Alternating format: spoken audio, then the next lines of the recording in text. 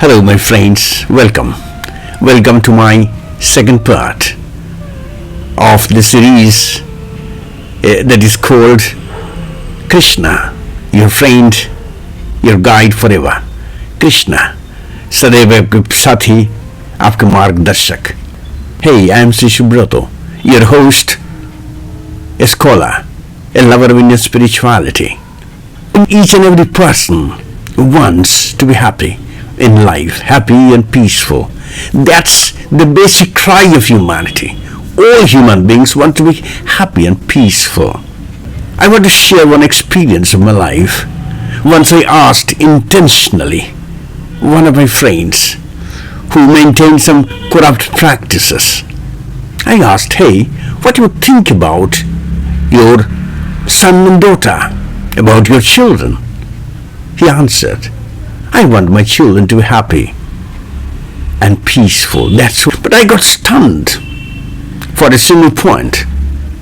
What is important is that the basic cry, I just wanted to establish that the basic cry of humanity, the basic cry of each and every person, corrupt, incorrupt, honest, dishonest, everybody wants to be happy and peace in life. That's the basic thing. Now, if this be so, my purpose here is to bring Krishna's teachings that given in the Bhagavad Gita, in the epic called Mahabharata, before the public, before the common hoi polloi, so that they can take them as far as possible according to the choice, according to the capacity, and can enjoy happiness and peace in their lives. And at the same time, to make them understand, teaching is related with living righteously, a life of righteousness and truth is very important. Otherwise, you cannot have that teaching in your life. Remember, the Bhagavad Gita started with the words Dharmakshetre Kurukshetre. It is the field of establishing Dharma. Kurukshetra is the field of the Kurukshetra war, is the field of establishing Dharma, righteousness. Dharmakshetre Kurukshetre. And war was fought to establish this. Nyaya Vichar, Sathi and Nyaya, for truth and justice. As I said, that each and every person wants to be happy and peace in life. And the way we should take is truth and righteousness. As we have already seen in the part 1 of this series, that Krishna said we are nimityas, we are doers, we are just doers. Nimitta matra bhava shabbashachin. This word nimitya not only means instrument of the Lord, agent of the Lord, but it also means representative of the Lord. You and me and each and every person should be the representative of the Lord and acts accordingly. You are representing the Lord in your actions. But those actions, those activities must be for righteousness, for dharma, for truth and righteousness. That's very important. And Sri Krishna, Bhagavan Krishna then started bringing a new concept, a new idea, and I should say a new ideal, which is the name of which is Sthita Prajna. And in the later quotes we will see how he defines Sthita Prajna, which actually means a man settled in intelligence, a man of intelligence. And Bhagavan Krishna wants that Arjuna should behave like that, like Sthita Prajna. Now, if this be so, we are not the doer, we are not the karta of all activities, then what we are just instruments of the Lord, and nothing more than that. It's our duty to serve that purpose beautifully, finely, efficiently, skillfully the service of the Lord.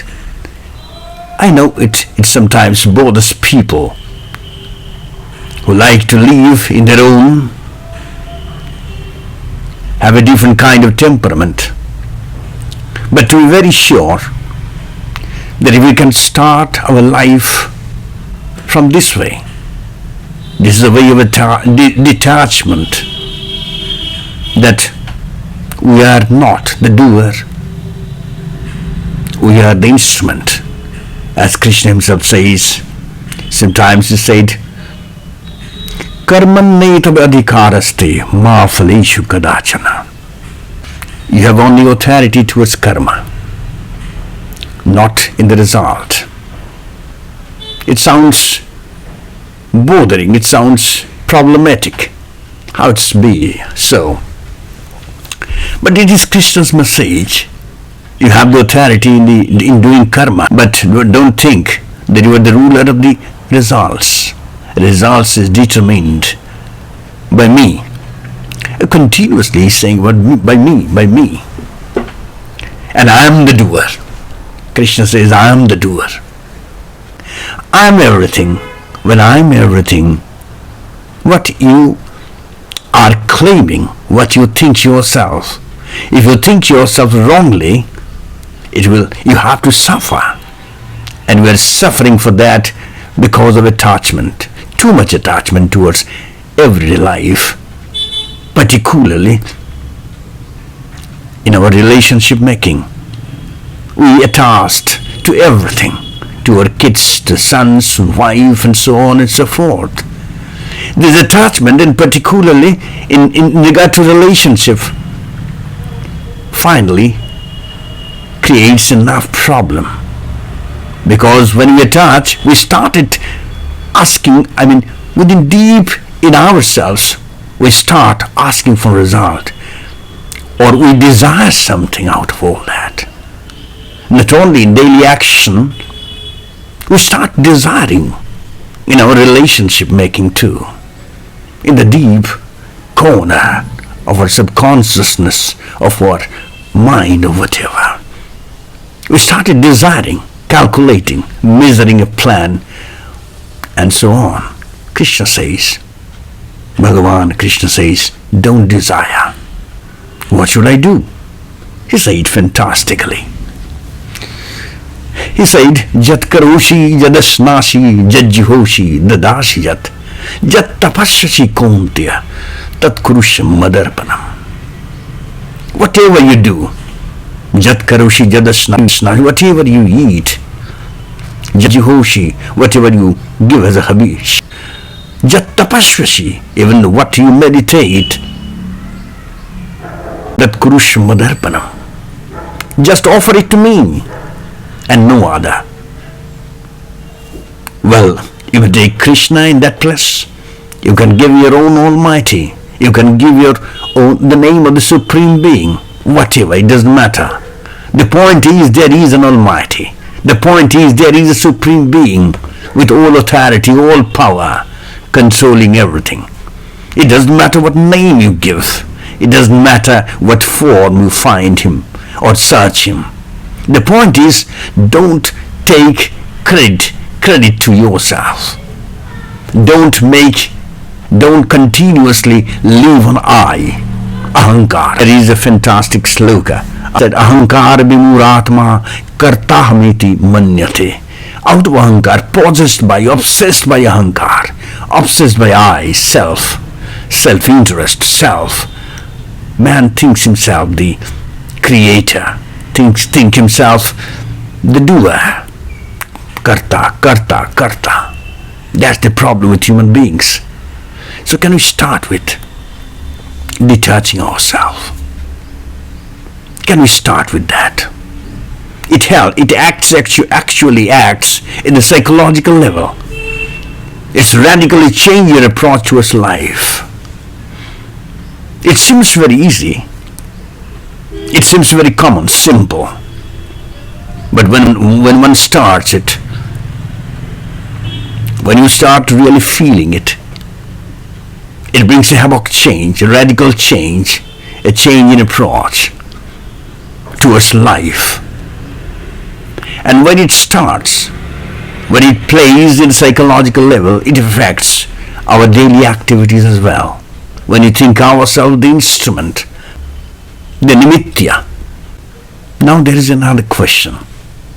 Sri Krishna, Bhagavan Krishna, says to Arjuna, I have told you to do war, but you are showing a very poor kind of attitude.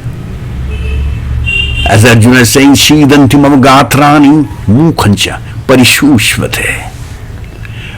Seeing my relatives there, my whole limbs are trembling. My mouth becomes dry. I'm not going to do war. You know the background of the Bhagavad Gita. Arjuna and Sri Krishna standing in the center of the warfield. In one side there is Pandavas, another side there is Kauravas. And when Arjuna is the real warrior, hero of the whole occasion, particularly from Pandavas level, he is showing this unmanliness. Krishna says, Traibyangamaashmagama partha naitattajupapadyate kshudrang rida daurbalyang tyaktotishta parantapa. He was showing unmanliness, small-heartedness, petty-heartedness. This is not the time of showing all that. Get up, arise, and do war. And in the meantime, he say also, Shukha dukkhe shame kritva labha labho jaya jayo tato juddhaya jijvashva naibyang papam yeva yapshasi. Live equally in sorrow and pain, in profit and loss, in victory and defeat. Now do war. You won't be touched by vices. Well, this unmanliness, petty-heartedness is difficult to digest at this level. Better do war. I tell you, do war. Arise and do war. This is not the time of all this bogus talks. Now Krishna started. Why you have to do war? Don't think that you are doing war. You are just an instrument of the whole causation, of the whole cause and effect, the whole worldly lila, the whole worldly situation. You are just an instrument in the way of righteousness. Arjuna asks, well, you were talking about an ideal man. You were referring to an ideal character who can perform in every situation and in the equal mentality, equal-mindedness. You were talking all the time about this kind of personality. Well, now tell me, what is the nature, how he acts, this kind of personality? Because it's very difficult to understand that kind of ideal. Arjuna asks, Sita pragyasya ka bhasha shamadhi stashva keshava sthitadi kimashit brajet kim. Tell me about Sthita Pragya, the man settled in intelligence, who can act the way you were talking about. I couldn't understand. What are these characteristics? Sthita Pragyasya ka bhasha. How he speaks, how he acts, how he moves, and so on and so forth. I'm coming actually to the second level, or in a deeper level of Krishna's teachings. The basic thing I have already told you, the one should act in a detached manner, without thinking that I am the doer. Because Krishna repeatedly said, Karma netabadhikaras, ma phaleshu kadachana. Don't ask for the result. Deep, don't create that kind of situation within the deep of your heart. In the open picture, in the open field, in the table, in the chair, in the meeting, you can ask for that, you can talk about that. But deep in your heart, it should be confirmed. There is a conviction, there is an understanding that everything is regulated by something else. It sounds a kind of slavery. It sounds a kind of dependence. But don't think that way. I was talking about Sthita Prajna. And then Sri Krishna said, Prajahati yada kaman sharvan parth manogatan atmani atmana tushta sthita prajna staduchyate. A man who has avoided all desires of the mind and settled in intelligence. I mean, a man who has avoided all desires of the mind and self-satisfied. Atmani tushta. That man is called Sthita Prajna. Beyond or above desires of the mind, above desires of the duality of the mind. After understanding the duality, the nature of the mind, that mind always acts in a dual manner. And then he said, Dukkheshu anudvignamana. That man in pain is not concerned. Dukkheshu anudvignamana. Shukheshu vigata spriha. Untasked even by pleasure. Dukkheshu anudvignamana shukheshu vigata spriha. Vitarag vaya krodha. Sthitadir muniruchyate. That man is without anger, fear or anything. That man is called Sthita Prajna. That man is called settled in intelligence. That man is called an intelligent man or a man of intelligence. That's a very important concept. If you want to say concept, an idea of an ideal man that Sri Krishna preached. And for many scholars, Sri Krishna himself is that ideal. He is the embodiment of Sthita Prajna. He is the embodiment. But you all know that he is much more greater.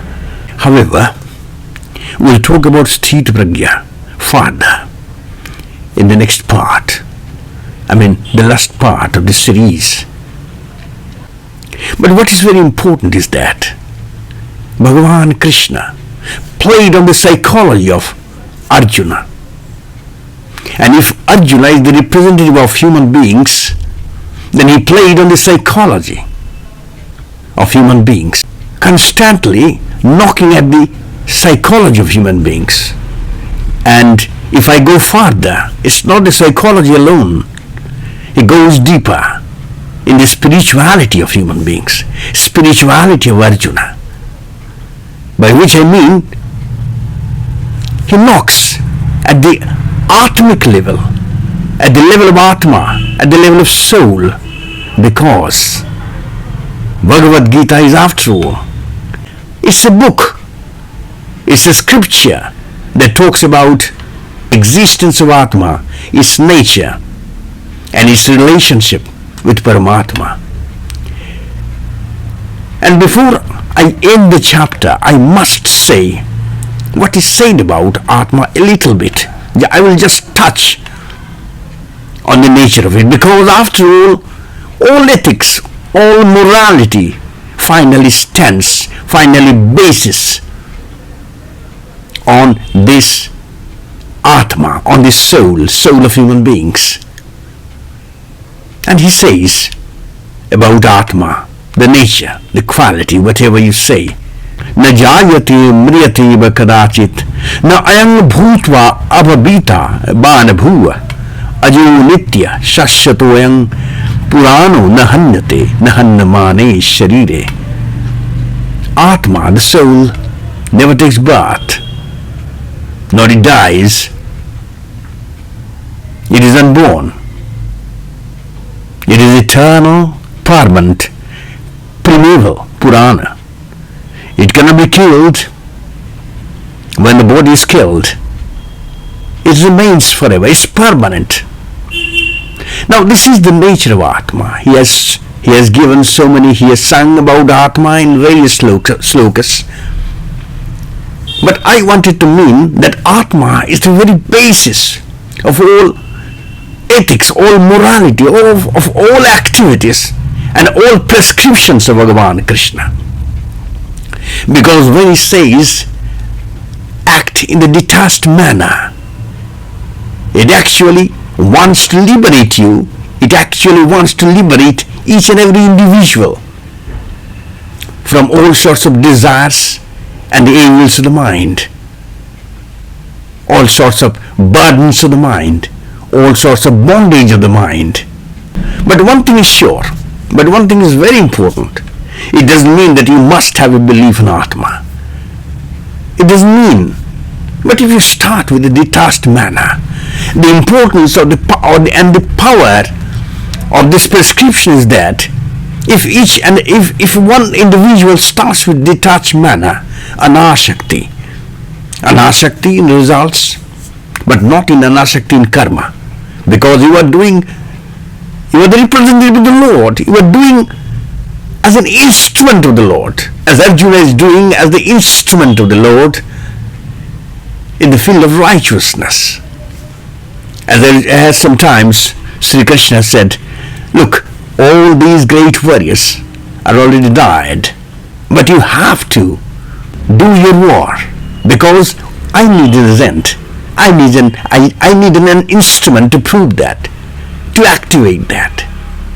I need an instrument to make that possible.